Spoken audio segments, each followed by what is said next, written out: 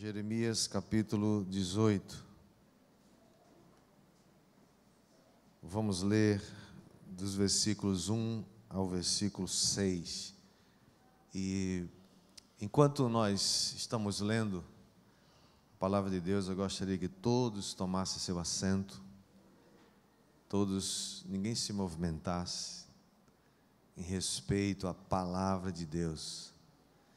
A palavra de Deus merece todo o nosso respeito, toda a nossa honra, porque quando lemos a palavra, Deus fala conosco.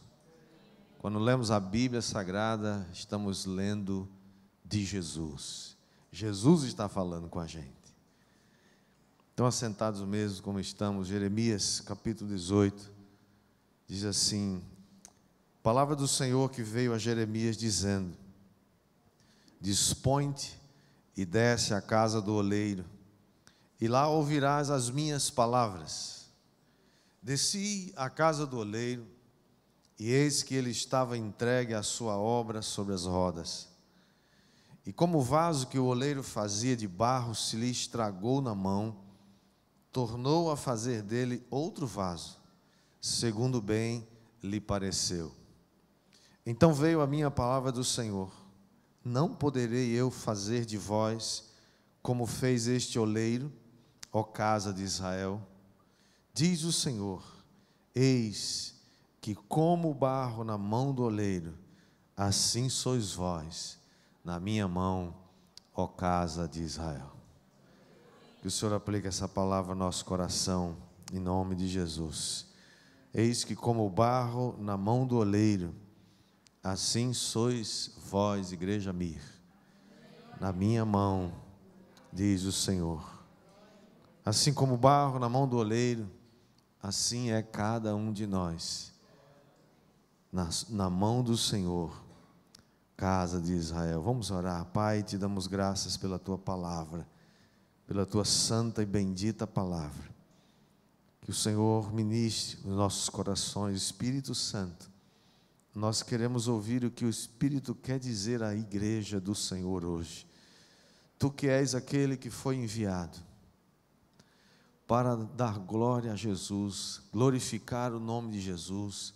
O Senhor que foi enviado para cuidar, ataviar, preparar a noiva do Cordeiro.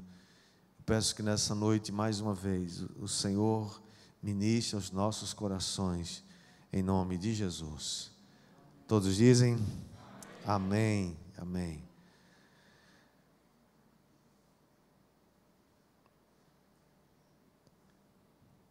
Talvez para alguns de nós a figura do oleiro não é uma figura muito conhecida, porque com o advento dos plásticos, e dos metais, os equipamentos ou os vasos de barro diminuíram muito a sua importância na sociedade mais moderna, Mas na antiguidade o barro era talvez uma das únicas, uma das poucas alternativas que eles tinham para utilizar, vasos, coisas úteis dentro de casa e assim por diante. O oleiro, por isso ou é, ainda hoje nós temos muitas coisas de barro bem feitas, muitas vezes a maioria delas artesanalmente. Aqui em Pernambuco tem uma cidade chamada Tracunhaém, nome bonito assim, que tem muito equipamento assim de barro, muitos objetos que eles fazem, muito, muito interessante. Mas o oleiro, então, é essa pessoa que trabalha com barro, e ele faz essas obras bonitas, obras de artista, com o objetivo de criar vasos que são úteis, vasos que podem ser usados para guardar água, podem ser usados, guardar líquidos, de um modo geral, vasos que são usados para ornamentação, para colocar plantas. Ainda hoje temos muitos, desses vasos que recebem plantas e servem para ornamentação. Aqui o importante não é a figura do oleiro e nem do barro e nem do vaso exatamente. Aqui é o Senhor chamou o profeta Jeremias e disse: vai à casa do oleiro, e lá eu vou falar contigo. Lá eu tenho uma palavra para você. Você já ouviu assim alguma vez uma palavra do Senhor dizendo: sai daqui e vai para tal lugar, e lá, quando você chegar lá, eu vou te mostrar? Já viu isso, né? Às vezes a gente fica perguntando: mas Senhor, o que eu vou fazer lá? O Senhor só vai te mostrar quando chegar lá. Porque o primeiro passo da obediência é começar a ouvir o que Deus falou até agora. Se você não obedece o que Deus te falou até agora, como é que você vai obedecer quando Ele te der a segunda etapa? Ele só vai te dar a segunda etapa quando você obedecer a primeira. Quem vai dizer amém aí? Amém. Foi assim que Ele fez com Abraão. Ele disse: Abraão, sai da tua terra, da tua parentela, e vai para um lugar que eu ainda vou te mostrar. Ele não sabia nem para onde era, mas ele obedeceu. Tem coisas, irmãos, que Deus não vai falar com a gente onde a gente está. Tem coisas que Ele só vai falar com a gente quando a gente sair dali e for para outro lugar, e lá Deus vai falar com a gente. Foi assim que Ele fez com Jeremias. Foi assim que Ele fez com Moisés.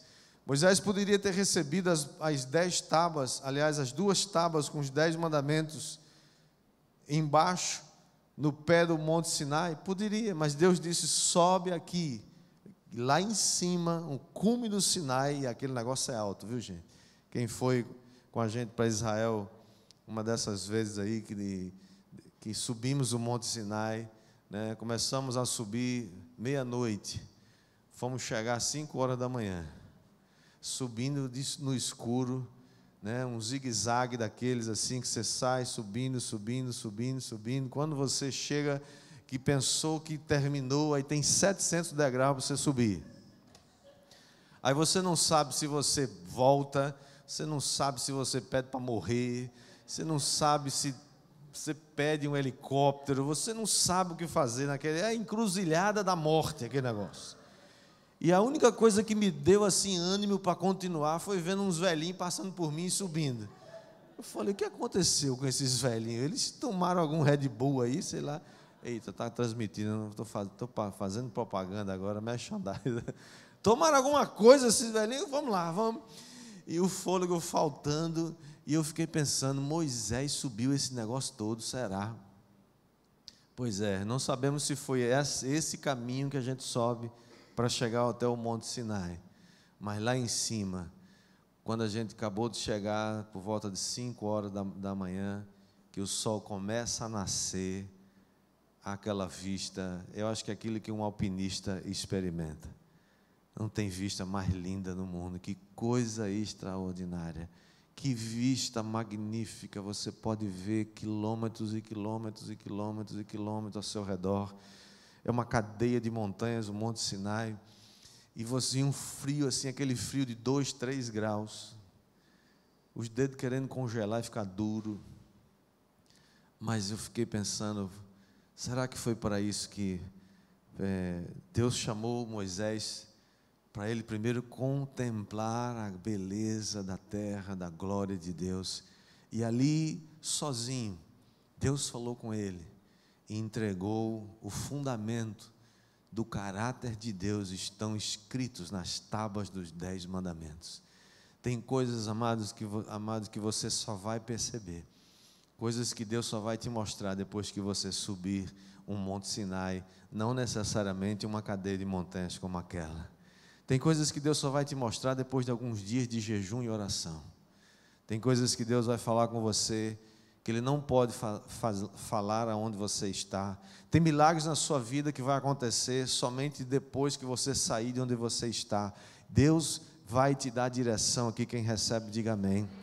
Jesus chegou uma certa vez numa cidade chamada Betsaida, e havia ali um cego, mas Ele não curou o cego dentro daquela cidade. Ele tirou o cego daquela cidade, foi lá fora dos muros da cidade.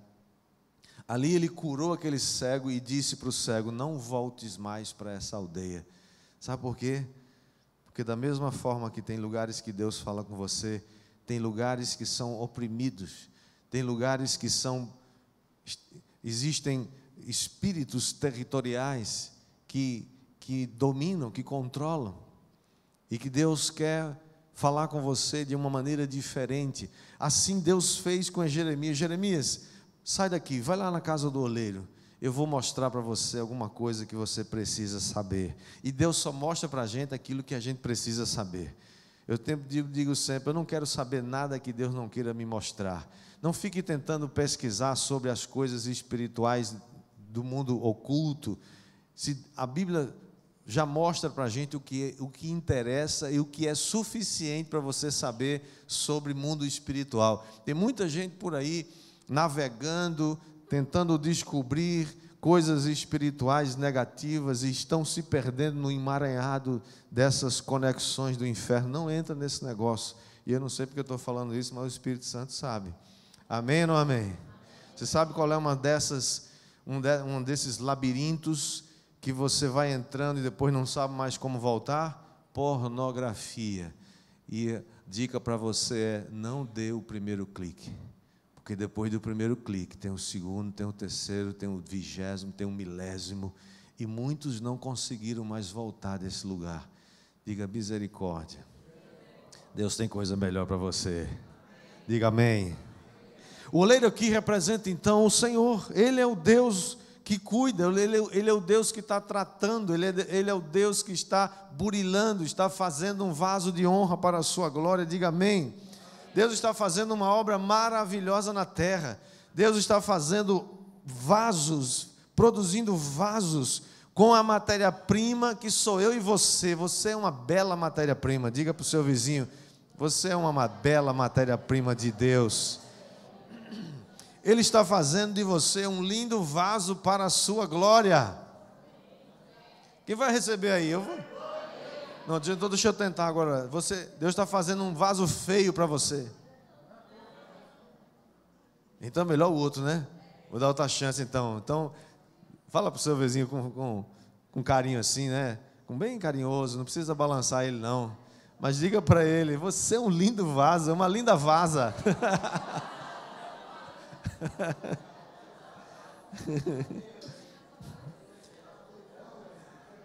Que bom que você desceu hoje à casa do oleiro. Essa aqui é uma casa do oleiro e Deus vai cuidar de você. Deus vai abençoar a sua vida. Deus vai burilar você, vai fazer você um vaso novo. Levanta sua mão para o céu e recebe em nome de Jesus. E a primeira coisa que Jeremias percebe quando chega ali na casa do oleiro é que o oleiro estava entregue à sua obra. Ele estava ocupado. Sabia que Deus está ocupado, trabalhando? Sabia ou não sabia? Sabia, fique sabendo. Deus está trabalhando por você. Deus está trabalhando para tornar você uma obra de artífice, uma obra-prima, uma obra bonita, algo de Deus. Deus está ocupado, irmãos, trabalhando. Jesus disse: meu Pai trabalha até agora e eu trabalho também. Você sabia de uma coisa? Deixa eu falar uma coisa para você. Você que está aí agora distraído, olha para mim. Você que está aí agora olhando para o celular, desliga agora, olha para mim. Se você não quer trabalhar, a Bíblia diz primeiro: não coma, morra de fome. Agora, se você não gosta de trabalhar, não vá para o céu, porque o céu vai ter trabalho. Tem gente que acha que trabalho é uma maldição. Tem gente que acha que trabalho é uma consequência do pecado. Trabalho é uma bênção, irmãos. Trabalho é uma maneira que você tem de dar glória a Deus com aquilo que você faz. Se o que você faz no seu trabalho não é para dar glória para Deus, é para dar glória para quem? Vai dar glória para alguém, ou para você, ou para outras coisas piores, né? Trabalho é uma bênção. Nós vivemos, infelizmente, irmãos, numa cultura que não valoriza o trabalho, que tem uma mentalidade de que rico é aquele que não trabalha, que bom é não trabalhar, que sinal de riqueza, sinal de quem está por cima, sinal de quem está bem na vida, é alguém que deixou de trabalhar e botou os outros para trabalhar para ele. Isso é mentira. Trabalho é uma benção. Se você não trabalha, procure trabalhar. Infelizmente temos muita gente atrás de emprego e não de trabalho. Se você quer um emprego e não quer trabalhar, você está sendo ladrão do seu patrão. Não faça isso. Faça o melhor que você pode. Deus deu a você a capacidade, a habilidade de fazer bem feito, de fazer melhor do que te pedem. Surpreenda seu chefe, surpreenda seu diretor, surpreenda com quem você trabalha e faça mais, faça melhor, porque Deus vai ser glorificado nisso. Quem está entendendo, diga glória a Deus. Deus está trabalhando, Deus está ocupado. A Bíblia diz, Salmo 121, versículo 4, que o guarda de Israel não dorme, ele não dá um cochilo, ele não se distrai, ele não tira férias, ele não se distrai olhando no Facebook, nem nas redes sociais, ele está atento, ele não dorme. Diga assim, o meu guarda, o guarda de Israel não dorme. Se é seu guarda, fala isso para você mesmo, fala para Deus, fala para sua boca e diga, obrigado, Senhor, porque eu tenho um guarda que não dorme. É o guarda que está ocupado, cuidando. Salmo 3, versículo 5 diz, eu me deitei e dormi e acordei porque o Senhor me sustentou. Você imaginou você se deitar e dizer, Senhor, eu vou me deitar, vou dormir, o Senhor vai me sustentar e eu vou acordar.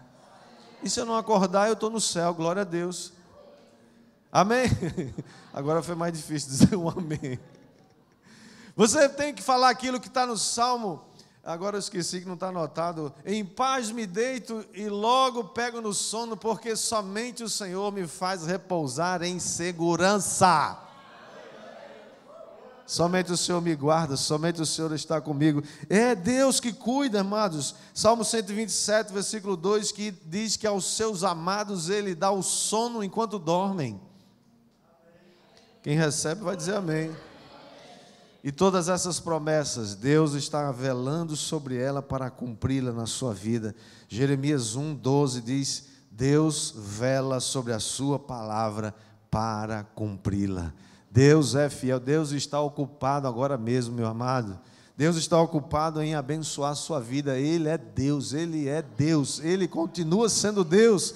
E não pode dar glória a Deus por isso. Portanto, Deus está ocupado, o oleiro estava ocupado. A segunda coisa que Jeremias vê é que o vaso estava nas mãos do oleiro. O vaso não estava em algum lugar, na prateleira, não, o vaso estava na mão do oleiro naquela hora. E Jeremias entendeu que nós estamos nas mãos do Senhor, Ele está cuidando da gente, Ele está fazendo aquilo que nós não podemos fazer. Irmãos, nós não estamos sozinhos nessa caminhada da vida. Que tragédia é para uma pessoa, para alguém que não tem essa esperança. Você já imaginou isso? Como é que quem não tem Jesus, quem não tem Deus, quem não tem esperança, quem não tem fé, quem não crê na palavra, vai crer em quê? Como é que enfrenta as lutas da vida, as desesperanças da vida? Como é que enfrenta um mundo posto no maligno? Diga, eu estou nas mãos de um Deus bom. Eu estou nas mãos de Deus. Diga, eu estou nas mãos de Deus.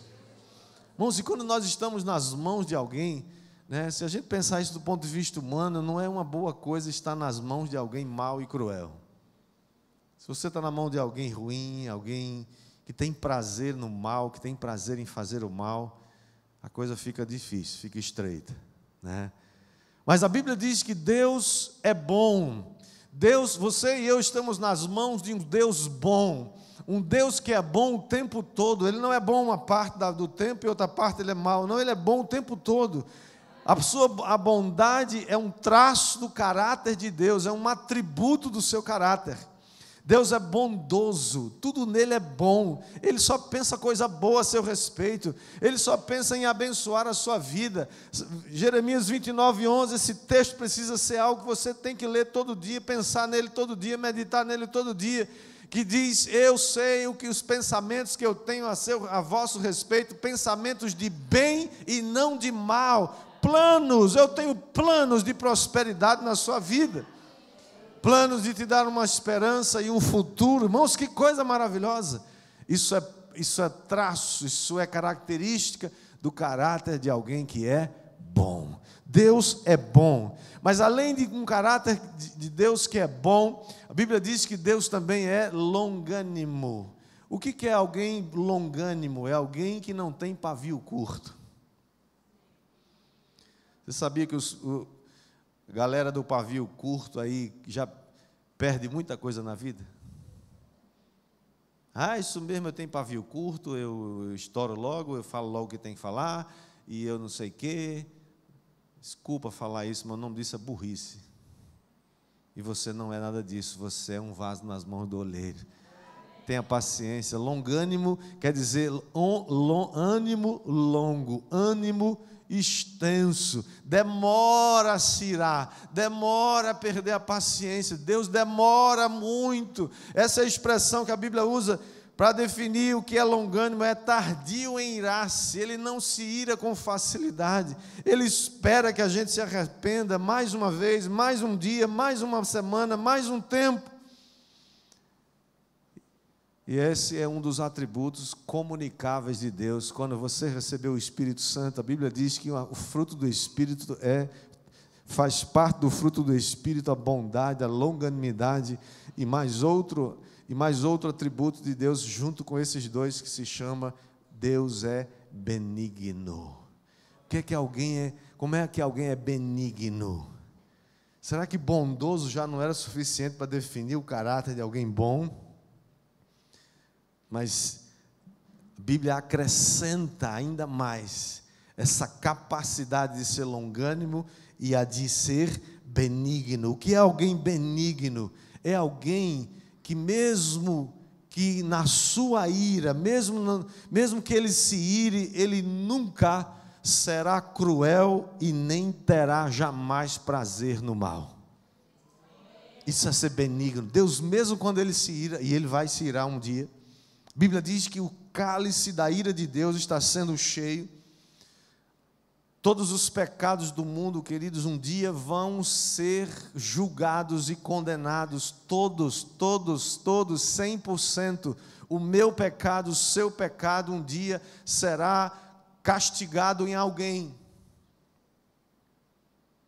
Ou você escolhe agora ter os seus pecados castigados em Cristo, na sua escolha livre de dizer: Senhor, eu recebo Jesus como meu único e suficiente Salvador, e todos os seus pecados são automaticamente transferidos para Jesus, e Jesus já pagou por esses pecados, e você já está livre deles, e você, por isso que a Bíblia diz, Romanos, o apóstolo Paulo escrevendo aos Romanos diz: já não há mais condenação para aqueles que estão em Cristo Jesus. Por quê?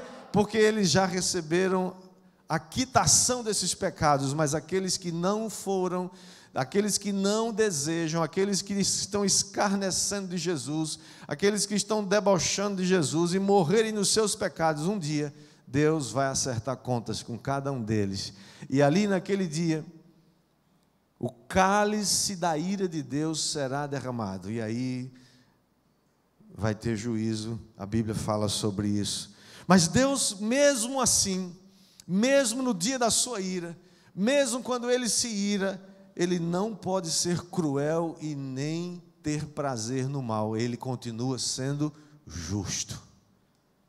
Quando Ele castigar a humanidade, quando Ele trouxer juízo sobre a terra, Ele vai fazer isso baseado na sua justiça, porque Ele é benigno, Ele não tem prazer no mal. Portanto, quando você e eu estamos nas mãos do Senhor, estamos nas mãos de um Deus bom, um Deus longânimo e um Deus benigno. Um Deus que não tem prazer no mal, mas tem prazer em abençoar a sua vida. Diga: glória a Deus, eu recebo em nome de Jesus. Portanto, é tempo de você descansar em Deus. Descanse nas mãos de um Deus bondoso, um Deus longânimo e um Deus benigno. A terceira coisa que o profeta percebe naquela visão ali na casa do oleiro é que o vaso se quebrou nas suas mãos. Enquanto o oleiro trabalhava o barro, e não sei quantos aqui já viram um oleiro trabalhando, né? Eles têm um equipamento que fica rodando assim, e ele coloca lá aquele bolo assim de barro, né? E começa a dar forma no vaso. A maioria dos vasos de barro são redondos, né? Por causa dessa rotação que acontece. E ele vai dando forma, né, naquele vaso. e aquele bolo assim inicial, você não sabe o que é que ele tem na mente ainda, como é que ele vai fazer, mas ele já sabe o que vai fazer, qual é o vaso que ele vai fazer, e ele começa a dar forma, e ele vai cavando assim, e o vaso vai crescendo, vai dando aquelas curvaturas, né? Tem uns vasos assim que começa a ficar buchudo, né? Já viu aqueles vasos buchudos assim? Né? Tem uns vasos buchudos por aqui que Deus precisa trabalhar na vida deles, né? Amém? Amém? Deus está falando com alguém aí, não? Né? Tem essa parte assim, que começa a parte do meio, né? Começa a largar um pouco. Jeová precisa quebrar, precisa, né, trabalhar aí em nome de Jesus. Mas nós sabemos, irmãos, que quando Deus começa a trabalhar, irmãos, é porque Deus quer fazer um vaso de honra para a sua glória. Tem algumas coisas que Ele quer mudar. Nós podemos nos cansar na caminhada, nós podemos nos quebrar, nós podemos enfrentar lutas, desafios, desânimos, enfermidades, podemos enfrentar acusações, ataques na mente. O diabo todo dia, nunca se esqueça disso, ele tem um ataque preparado para sequestrar na sua mente. Por isso que todo dia você tem que se revestir da armadura do crente, todo dia, para que possa resistir no dia mau. Você tem uma armadura que funciona. Por que você fica olhando para mim e não dá um amém, pelo amor de Deus? Vá ler lá em Efésios capítulo 6, está lá a armadura, toma posse todo dia. Senhor, eu me revisto com essa armadura poderosa para resistir no dia mau, e todas as vezes que vier um pensamento, todas as vezes que vier um ataque na mente, você conhece a palavra, você vai rechaçar, refutar, você vai dizer: sai da minha vida. Eu sou um vaso nas mãos do oleiro, Deus está trabalhando na minha vida. Tem coisas, irmãos, que se quebram na vida da gente e a gente fica com raiva de Deus.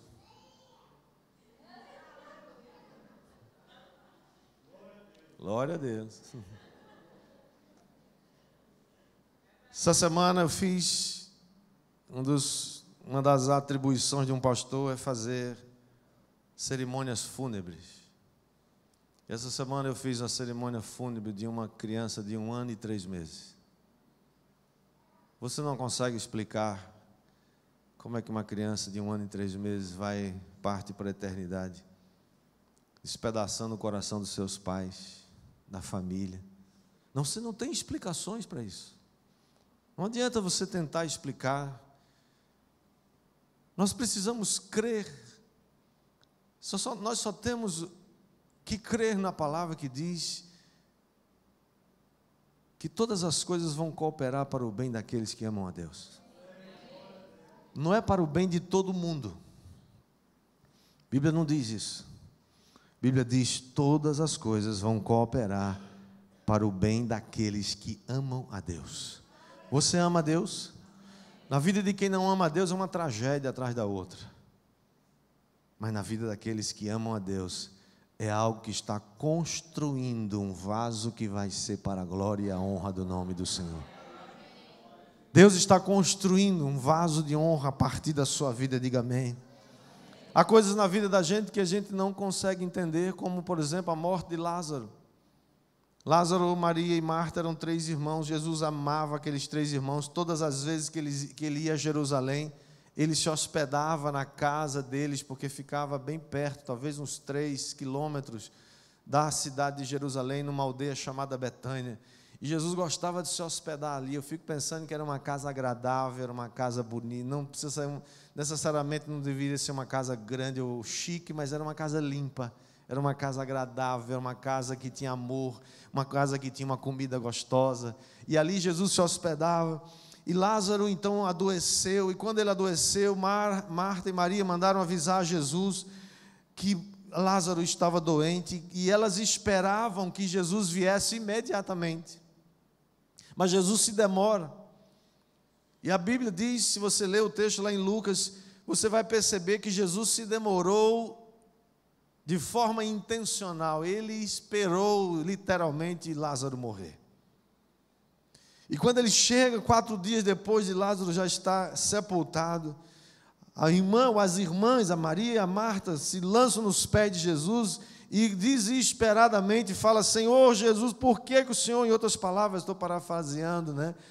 Se o Senhor estivesse aqui, meu irmão não teria morrido. Se o Senhor não tivesse vindo, em outras palavras, se o Senhor tivesse ouvido o nosso chamado, se o Senhor tivesse atendido a gente, nosso irmão não teria morrido. Só que Jesus sabia que aquela morte não era para a morte, mas era para a vida. Aquela perda não era uma perda definitiva, era uma perda momentânea. Deus iria ressuscitar Lázaro e o nome dele seria glorificado muito mais. Irmãos, tem coisas na vida da gente que Deus deixa morrer. Tem coisas na vida da gente que precisam morrer. Tem encerramentos necessários na nossa vida que precisam acontecer. E alguns precisam acontecer e não voltar mais. Lázaro voltou porque Deus tinha um plano de trazer glória para o nome dele através da ressurreição de Lázaro. Deus também pode fazer isso na sua vida. Deus continua trabalhando. Lázaro morreu e Deus continuava trabalhando na vida das irmãs e na vida do próprio Lázaro, porque logo depois Jesus chegou ali, ressuscitou a Lázaro e todos, não só que viram aquilo, foram impactados com o poder de Deus. Isaías 64, versículo 4 diz que desde a antiguidade não se ouviu, nem com os ouvidos se percebeu, nem com os olhos se viu um Deus além de ti que trabalha para aquele que nele espera. Você já imaginou um Deus que trabalha por você? Você espera em Deus? Tem certeza que com um ânimo desse você está esperando em Deus? Olha o detalhe aqui do verso, gente. Um Deus que trabalha para quem? Para aquele que nele espera. Deus não trabalha na vida daquele que está com raiva de Deus, nem quem não tem fé, porque sem fé é impossível agradar a Deus. Deus trabalha na vida daquele que espera nele. Se você esperar em Deus, Deus está trabalhando por você. Diga amém. E por último, em quarto lugar, Jeremias olha e vê que o oleiro, depois que um vaso se quebrou na sua mão, ele tornou a fazer um outro vaso. Diga assim comigo e diga: eu não sou descartável. Você não é descartável. Deus não é o Deus da segunda chance. Deus é o Deus que te dá sempre uma outra chance. Todas as vezes que nós nos desviamos de Deus, todas as vezes que nós escolhemos errado, todas as vezes que damos as costas para Deus, nós pagamos um preço muito alto. Deus não tem prazer nisso, mas são as consequências das nossas escolhas. Entretanto, todas as vezes que nós voltarmos, Deus está com os braços abertos para nos receber. Agora, se os cacos, às vezes nos quebramos tanto que já são tantos cacos, e nós não conseguimos juntar os cacos. Difícil para a gente juntar um vaso quebrado, sim ou não? Alguns tentam colar os pedaços. Botar cola, talvez você consiga colar um pedaço aqui, outro acolá, mas muitas vezes os pedaços são tantos que você não consegue mais juntar todos eles. Eu não posso, você não pode, mas Deus pode. Talvez você tenha um casamento quebrado, uma família quebrada. Talvez você tenha um negócio quebrado, ou uma perspectiva da vida quebrada. Talvez seja um ânimo que você já não tem mais. E o diabo todo dia diz: você é um vaso perdido, Deus não te ama, você não tem mais jeito, teu casamento não tem mais jeito, tua empresa já faliu, você não é capaz de dar conta, você está ficando velho, os jovens estão chegando aí e vão tomar teu lugar. Todos os dias nós ouvimos esse tipo de coisa. Você não pode parar de aprender, é verdade. Você não pode parar de se superar. Nunca pare de estudar. Nunca pare de se superar. Nunca pare de aprender uma coisa nova. Precisamos nos ser melhores hoje do que fomos ontem. Precisamos sim. Deus continua abençoando a vida da gente, né? A Bíblia diz que mesmo depois de velho ainda nós vamos dar frutos. Você de cabecinha branca dando fruto. Promessa de Deus. Você não está velho, você está mais maduro, está mais madura, está mais experiente. Velho quem fica é o pecado. Você é novo em Jesus. Você está ficando cada vez melhor. Você está se preparando para chegar na eternidade e viver para sempre com Deus. Mas sabe, irmãos, nem sempre o processo de cura e de conserto é sem dor. A maioria das vezes são processos dolorosos. Processos que precisam ser levados adiante. Arrancar carrapicho, às vezes dói. Espremer, apertar feridas inflamadas pode doer muito. Mas Deus é aquele que vai sarar essas feridas. Deus é aquele que vai consertar esse vaso. Porque Deus é aquele que está dizendo para nós, da mesma maneira que Ele disse para Jeremias, depois que Jeremias tem essa visão do oleiro, depois que Jeremias vê o vaso nas mãos do oleiro, o oleiro está ocupado cuidando do vaso, o vaso se quebra, o oleiro faz outro vaso, e aquele vaso se torna um vaso bonito. E Deus pergunta para Jeremias: Jeremias, será que eu não posso fazer com vocês o que esse oleiro acabou de fazer com esse vaso? Irmãos, essa é uma palavra de esperança para mim e para você. Uma palavra que levanta seu ânimo. Você pode tomar posse dela. Minha oração é que Deus levante sua fé agora. Que você seja capaz de aumentar a sua perspectiva, a sua expectativa. Seus olhos estejam nas mãos do Senhor agora.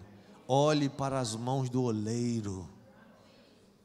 Falei aqui no culto da manhã, das 10 horas, talvez você está olhando ou esperando pelas mãos de alguém que vai se mover em seu favor. Eu quero que você tire os olhos das mãos dessas pessoas agora e olhe para as mãos do oleiro. Talvez você está esperando que as mãos de um juiz dê um decreto, libere uma ação, libere, como é que chama aqui, uma sentença. Despache, aqui um advogado me ajudando aqui, né? Você está esperando que um juiz despache aquela sentença que Deus já deu ordem a ele, né? Você está olhando para as mãos dele, olhe para as mãos do oleiro, que o oleiro vai mover as mãos do juiz em seu favor. Talvez você está esperando as mãos de alguém da sua empresa, do seu trabalho, alguém que vai assinar algo, que precisa liberar algo que vai abençoar a sua vida. Olhe para as mãos do oleiro e o oleiro vai mover as mãos dessa pessoa.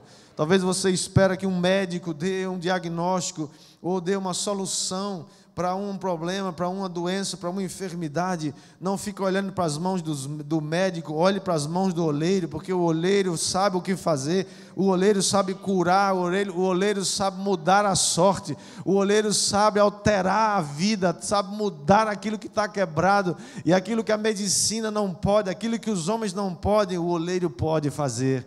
E o oleiro está aqui hoje, nessa noite, para abençoar a tua vida. Em nome de Jesus, chama a banda aqui, por favor. Feche seus olhos agora.